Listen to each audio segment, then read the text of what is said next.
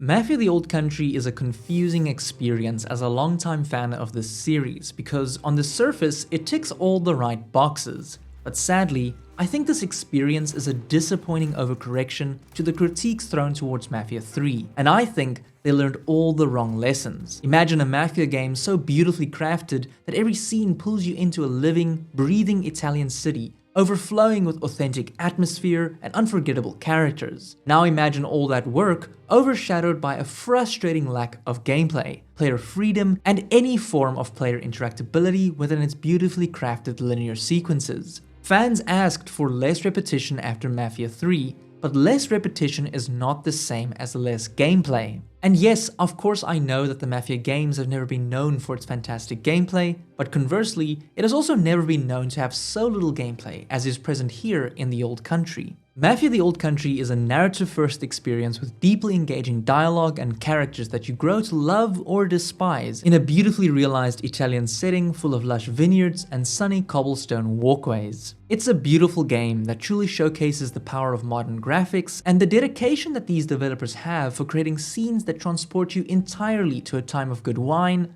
dangerous friendships, and captivating romance. These characters don't just sound real, they look real. And I don't mean look in terms of just the character designs, which is also fantastic by the way. Every single dress, suit, and hat looks the part, but no, I mean look in terms of their actual eyes. This might be the first game where I truly noticed the depth of emotion behind the eyes of these characters, their eyes often saying way more than dialogue perhaps ever could. This is a story filled with tons of gripping and often tense scenes, rivaling some of the best cutscenes in the industry, like the first time meeting Don Teresi, where his deep voice and intimidating presence completely steals the show, sending a clear shiver down everyone's spine. You immediately respect and simultaneously fear this man's power. Or every single time that Enzo's eyes light up with sheer joy and affection when he glances over to Isabella. Their romance being so genuine, their connection so palpable through the screen and somehow not feeling cliché. Isabella, as the Don's daughter, has no right to freedom, and as a woman of that time, her future is entirely dictated by her father. She falls in love with Enzo because he treats her like a human being instead of just a thing to be used or sold to further strengthen the Don's relations with other powerful men. Enzo just simply wants to get to know her,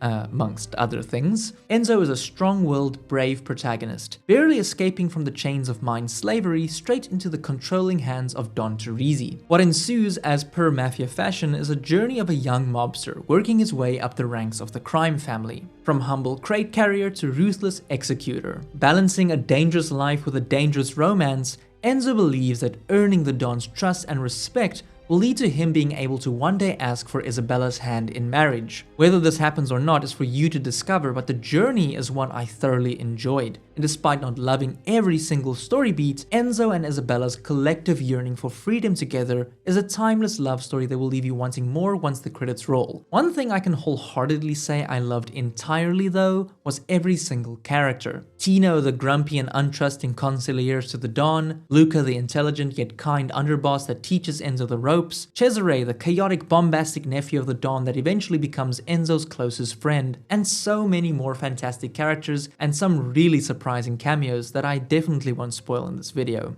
Each character is superbly written with a ton of depth and performances with nuanced emotion. It's the stark contrast between the quality of its storytelling and the complete lack of any meaningful gameplay that I truly feel is a letdown. Simultaneously being the best looking, best sounding, and perhaps best performing on a technical front Mafia release we've ever gotten day one, but also the most bare bones and empty Mafia experience in terms of its gameplay. It lacks any meaningful progression for the player. Enzo rises through the ranks in the story, but literally nothing in the gameplay even remotely hints to that same progression. The game doesn't get more difficult, and encounters that at first seem novel, like the knife fights, literally never reinvent themselves as the game continues. The first knife fight is exactly the same as the last, and despite the person fighting you being entirely different, the moves they use remain identical to the previous opponents. It's a shame because, in my opinion, this is one of the coolest new additions to the game, and I was really looking forward to see how the fight would grow in challenge, but it truly never does. Now, the actual gunplay to me is very satisfying, but there is just so little of it throughout the game that it never hits its stride. I barely touched but a few of the available weapons before rolling credits. Regardless,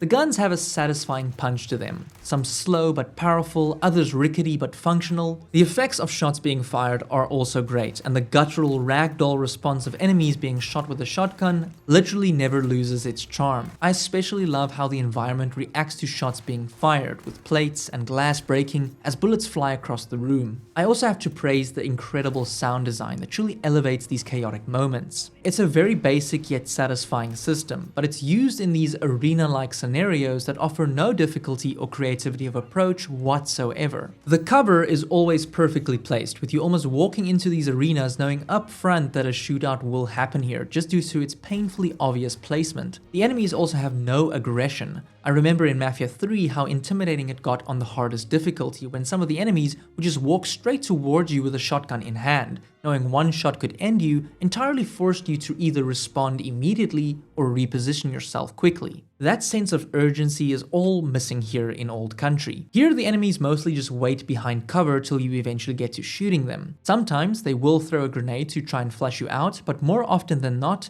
they won't. There is also the addition of knife stealth in the form of takedowns and throwing knives, but again, its use case is so small that despite its functionality and it actually being a pretty cool system, it just ends up being a forgettable addition because you barely get to use it enough in the first place. I played on the hardest difficulty and there was zero challenge to any of these action or stealth sequences. The stealth involves you seeing enemies who talk to one another and then conveniently walk away from each other, giving you the perfect gap to kill each one individually with time to spare. Now, if that wasn't easy enough, they even give Enzo the Assassin's Creed treatment, now being able to see through walls and identify all the enemies in the vicinity with ease. This is such a regression in terms of firstly realism, but player engagement. It truly feels like they just want me to get through these gameplay sequences as quickly and as easily as possible. It really is an experience so linear that I'm struggling to think of one sequence in the entire game that asked of me to engage thoughtfully with its gameplay, or allow me to approach it in any way that let me as the player be creative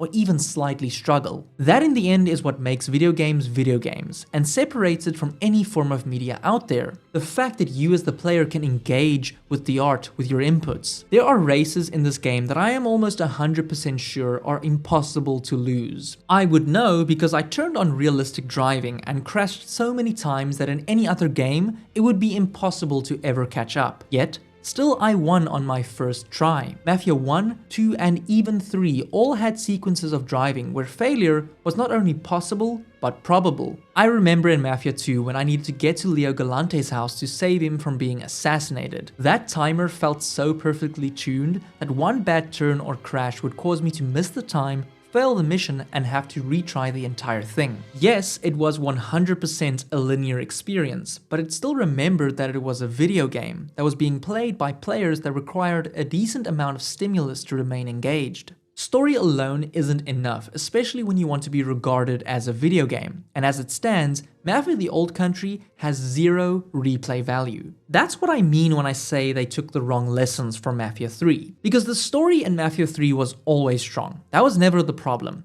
Now the gameplay was called out for being too repetitive, so in turn, they took that to mean remove almost all gameplay. That is a disappointing overcorrection of what I believe players truly want from Mafia. I play Mafia games not only to witness a great story, but to feel like I'm truly a part of it, and that's where the gameplay comes in. And I'm not expecting much. I don't need a dense open world filled with meaningless content and busywork.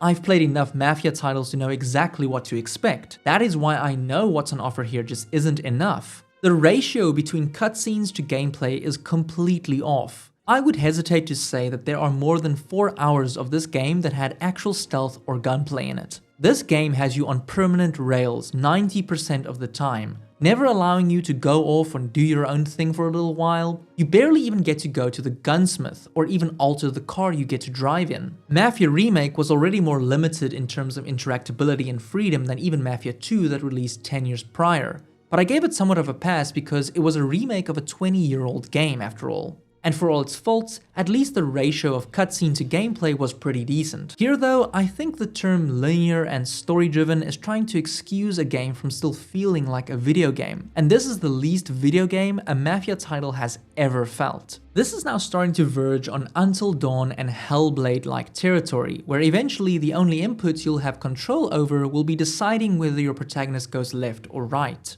This is an over-exaggeration of course, but useful when trying to illustrate the point that when people complained about Mafia 3, I don't think what they meant when they said they wanted less repetitive gameplay was that they meant less gameplay overall. They wanted more purposeful gameplay, more gameplay that helped fuel the Mafia fantasy, more moments of interactability like Vito being able to use the phone booths to call off the cops in Mafia 2, or having Tommy spend a few minutes just driving around pedestrians in his cab. Gameplay used to enhance the story's realism. Mafia has always been about intentional, realistic gameplay without the bloat, but it has never been just an interactive drama like Until Dawn or Hellblade. And I seriously don't want it to become that. I remember so distinctly walking through a story section in the Old Country where the developers so painstakingly crafted a traditional Italian market in the highest fidelity possible. This market was brought to life not only by the beautiful visuals, but by the accompanying sound design that truly brought this little slice of Sicily to life. I spoke to a vendor asking for information and he told me to take a tomato with compliments to the Don. And I stood there like an idiot trying to figure out a way to grab one of these tomatoes, because surely the developers wouldn't tell me to grab something and not even allow me the option to do so.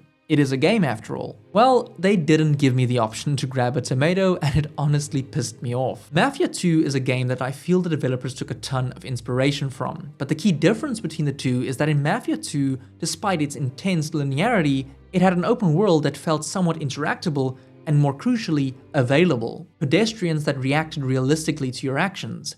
A few stores you could actually enter and buy food from. Yes, it was very limited in terms of its depth, but that's my point. The world was always just the stage within which the play took place. It was never meant to be under intense scrutiny. It was a game you played where you would tell your friends how thoughtful and in any other game unnecessary some of the animation work and attention to detail really was. Like Joe locking his door with a slow intention. It's unnecessary details like this that made the game feel alive. I've really been struggling to find the right words to describe how I feel about Mafia the Old Country since finishing it, especially because I love this series and want nothing more than for it to succeed. Knowing that my words might get twisted and misinterpreted by some viewers is the last thing I want, but I feel like if I'm not being honest about my real experience as a true fan of this series, I would only be doing a disservice to my viewers and the developers that deserve constructive feedback from actual fans to hopefully improve for the next installment. At its best, Mafia the Old Country proves the studio can outdo almost everyone in terms of atmosphere, performance, and cinematic storytelling. The setting, the voice work, the eyes, the game gives you scenes you'll be thinking about long after the credits roll. I loved wandering about these markets, listening to the vendors and feeling the weight of Enzo and Isabella's fragile love. The sound design is impeccable. The score is absolutely mesmerizing. On a purely narrative and technical front, this game is a triumph, but that triumph is undercut by a worrying design choice. The removal of things that make Mafia a game, rather than just a high-budgeted interactive movie. The AI never push you, the new systems are used for novelty and then quickly forgotten, and the world often behaves like a beautifully painted backdrop that even more so than any other previous game in the series, you're not allowed to touch. That's not only a missed opportunity, but it's a regression from what made previous entries feel more alive and crucially playable. The answer wasn't to streamline the player out of the experience. If anything, the solution should have been to make more purposeful gameplay. Encounters that evolve with story progression, meaningful progression tied to Enzo's climb in the Mafia, smarter and more aggressive opponents, optional yet impactful open moments, and small interactive touches. Like yes, let me grab the frickin' tomato, and let the knife fights and gunfights grow in complexity as the stakes rise. I really wanted to love Mafia the Old Country, and honestly, I hate that I don't. If you enjoyed this video, consider leaving a like as it really does help me, and subscribe if you'd enjoy a channel that, simply put, investigates some of your favorite games. And I'll see you in the next one.